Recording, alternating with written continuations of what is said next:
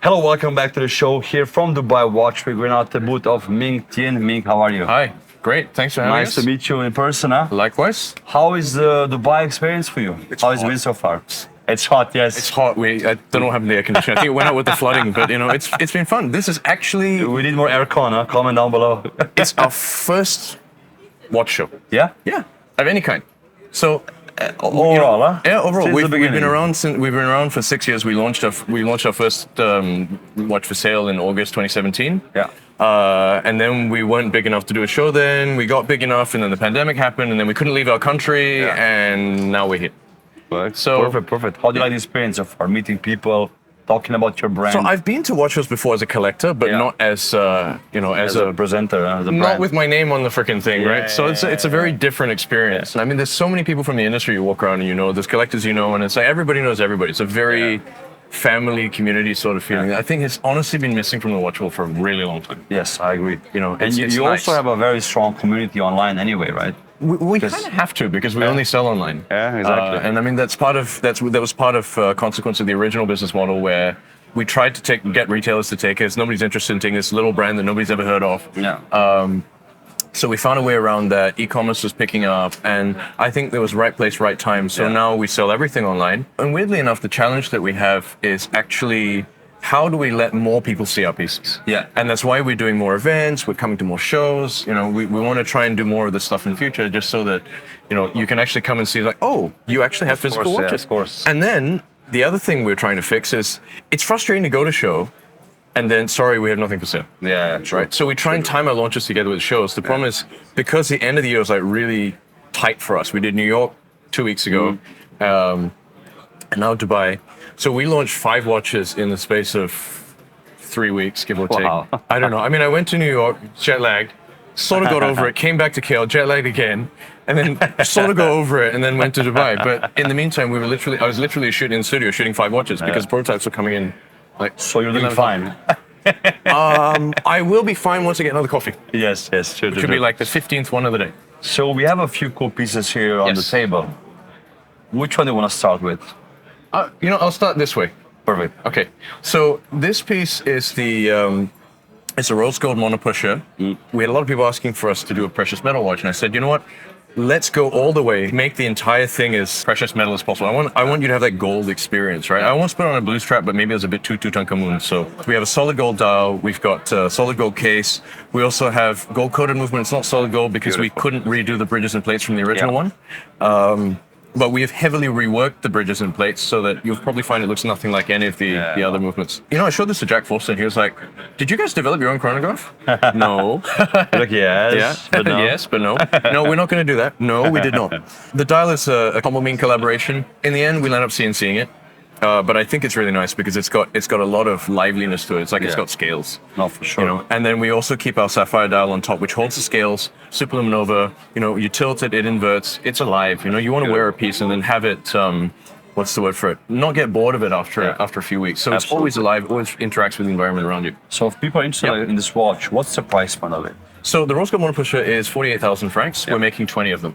Beautiful. I think. Good job. It Most of them looks are awesome. awesome, yeah. I love the minimalist dial as well. Thank you. Not too clustered, not too many sub-dials. Let's the Gilosh thing. Yeah, exactly. That's what I think. And then this is a very nice piece I like as well. with Okay, the so erratic this numerals. guy, we launched a world timer earlier this year. Yeah. It's our second generation of the world timer. It also uses the second generation of Schwarzertin's movement, which we basically redesigned all the bridges and plates. Yeah. I think the only thing shared with their version is like the rotating components. Yeah, Everything else is like, I'm going to redo Beautiful. everything. I love the little steps here on the side. Yeah. Those are completely pointless. Yeah, Completely but pointless. looks nice. It looks Exactly. nice. And the thing I was like, Looks nice. can you guilloche the side of the steps? Yes. Okay, so we have the staircase, which is there. I guess it's a rotor collision protector, but the rotor's never going to collide with anything. Yeah. So it's there because we can do it, because it looks cool. The movement architecture is a lot more open. There's a lot more skeletonization. New rotor in tungsten. Turns out that a polar mint in tungsten is very difficult to machine. Okay. This is rose gold, which keeps in line with our more classical stuff. Obviously, we have an Arabic dial with text and numerals. We wanted to celebrate the fact that we're here at a show for the first time, and to acknowledge the fact we've got a lot of Middle Eastern collectors. The loom is crazy as well. Huh? The lumen is crazy. So basically every marking on this dial is luminous. The hands are sapphire, and there's high ceramic luminous material set in the hands and the dial. Awesome. So it's amazing. very visible. Next up, it's our new entry-level piece. It's the 3708 Sand, obviously inspired by sand. But the question is it desert or is it sea? Because for me, Yeah, could be both. it's water at the tide line. So you've got the transparent sapphire dial over the top. It's like, when you stand at the beach and you see the water and the ripples just over your The feet. sea makes more sense, because we're in Dubai, you think of sand, desert. But Dubai has a beach too. Yeah, true. So it's very deep as well, huh? it is. So normal conventional dials, like 0.5 to 0.8 millimeters, give or take. Really thin dials might be 0.3, 0.4. We're at about 1.7 with this because there's about 0.7 of relief. We get that because this one does not have a sapphire dial like our usual watches. Instead, we take that off, and So under this sapphire here, it's you could touch it basically. you can, yes, you can. I don't recommend it because you have to clean it. But the pattern, it was developed with a whole sort of randomization thing, extruded into 3D for CNC. There's a hard tool steel master that was CNC'd in, and that's used as a blank to stamp the dials. Nice. It's kind of a cool process. And the back is also And nice. the back, it's a Solita.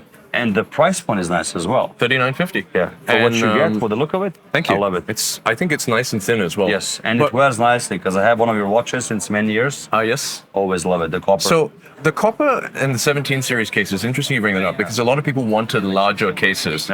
But reality is most people don't actually have that big wrist. So what you want is something that's visually larger, not something that's physically larger. And what we tried to do with this is we shrank the bezel. We changed the stepping of the case. So visually it looks thinner. Yeah. The bezel's small, so the dial is bigger. But dimensions, lug to lug, overall dimensions, thickness, everything, diameter, this is exactly the same as your copper. So Does it feel the same as your copper? Optical illusion. Huh? Yes, exactly. So the last thing I think is important, this one is the biggest change to our new internal processes. Okay. We launched this week. We're going to ship in 2 weeks. The watches are actually en route to KL. Really? Yes. Wow. Yes. Hey, congrats, huh? Thank you. Now And the last but one, not least- last but not least. So this guy Breaking is the an industry a bit, engineering huh? prototype. Yeah. So this is the final finish of the ultralight. It's in a case for its own protection because this guy's had to go to like 4 shows and see a bunch of journalists and everything. It's like, we only have one. Please be very careful with you it. You can break it easily, huh? Probably. Not easily, but no. It looks So delicate. that's the thing. Huh? It's not. So the thing is, it looks delicate, but it's not. This case has the same torsional rigidity as one of our entry-level pieces. So it's a steel case. Okay, yeah. And that's because the back of it is structurally buttressed. We used finite element simulation to calculate the rigidity of the piece. It's fine. I mean, honestly, the prototypes, I went mountain biking with them every day for 6 months. Yeah. Yeah. And the rigidity was never an issue. Just to test them out, huh? Yep, exactly. So what are we looking at here? The dial So is... what we're looking at is probably the world's lightest production mechanical watch. I want to say probably because it would require us to measure the weight of everything that's ever gone before, which obviously is not practical. We did 2 versions, automatic and hand winding. Hand winding comes in at 8.8 grams. Automatic is 10.8. It's heavy. Which you can't even imagine. It's freaking fat, man. It's a fat watch. It's like a platinum AP Royal Oak. Exactly. Solid with a bracelet. Yeah, exactly. Offshore. That's what I meant. Exactly. So it feels cold. It's metal. It doesn't have an exotic, unusual movement to it because it's got to be reliable. We use an ET 2000 where we've taken some parts out, modified, and lightened it. Actually, the animation. No, there's a story behind it. We didn't have one originally, and it felt like there was nothing in it. And you go, "Is this real? Is it functional?" We added it back in because you need some idea that the watch is running, and the idea of having this animation behind it, I think the animation is very cool because it runs faster than a normal seconds hand would, and it feels more alive that way, right? So we tried to get the frequency of it in such a way that it's slow enough to feel gradual, but it's fast enough that you can see it pulsing. Oh, that's beautiful. It's a play on the idea that watches are sort of, they have a heartbeat, they have a life, and they're part of you.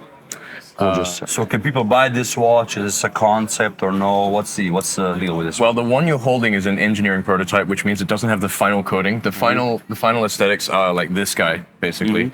What's missing from that one? The bare magnesium is coated with a plasma electrolytic layer for corrosion resistance, and then there's another layer on top of that for biocompatibility, so it's epoxy. This is epoxy coated, that one is not. So basically, this is what it will look like as a final piece. I think it's a lot more homogeneous and unified than that. It's not a concept. We launched it a few weeks ago. We've been taking orders. We're making 200 of them. Yeah. What's the price point? Price point is 19,500 Swiss francs. Yeah. And the waiting time? That one's a little longer, so it's Q3 next year. But what will happen is, when you place your order, you can actually choose whether you want manual or automatic. They're the same price. Okay. Conceptually, it's a tough choice. Is the automatic thicker or the same size? Exactly the same. It's just heavier. By 2 grams. by 2 grams. Do you want to try it on? It's a big difference. You want to try it on? Yes, please. So this is the heavy strap. It's the heavy strap. Yes. You know why it's a heavy strap? Why? Because it's got an extra layer of Alcantara to make it a bit more rigid and a proper buckle, as opposed to What's the a very buckle special metal? buckle. Same thing? Aluminium. Aluminium. For this one, aluminium. Magnesium is a little bit too soft for the pin. We developed this with Jean Rousseau. So it has our tuck buckle system. We're good. The extra tucks in and you don't have any loose bits. Crazy, huh? Do you feel anything? Yeah, it's scary with these watches, man. Do you feel anything? No. Yeah. Is it cool? I feel it here, but that's it because it touches the skin. I know. Otherwise, yeah. It's like, That's dope as hell, man. But you know, I would be like almost scared to wear it because it's like, is the watch still on or no? but Yes it's thin. or no? But it's thin as well because Yeah, the thinness means that you don't have to worry about smacking it yeah, into something. true.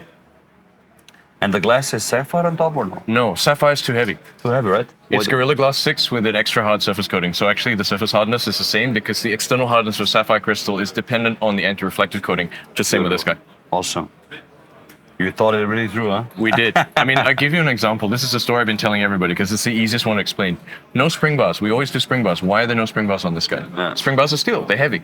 By removing it and putting a fixed bar in, the fixed bar can be a certain shape, Yeah. which allows us to have directional strengthening properties for the lugs, which allows me to remove more material off the case back, which basically in turn, that change save about 8-9% of the weight of the watch. Crazy. It's crazy, huh? Thank you so much for your time. Thank you very for much. showing me all these Thank beautiful you. watches. Guys, check out the other videos we did for Dubai Watch Week. Thank you for watching. Check out this guy out, and I'll see you soon. Thank you.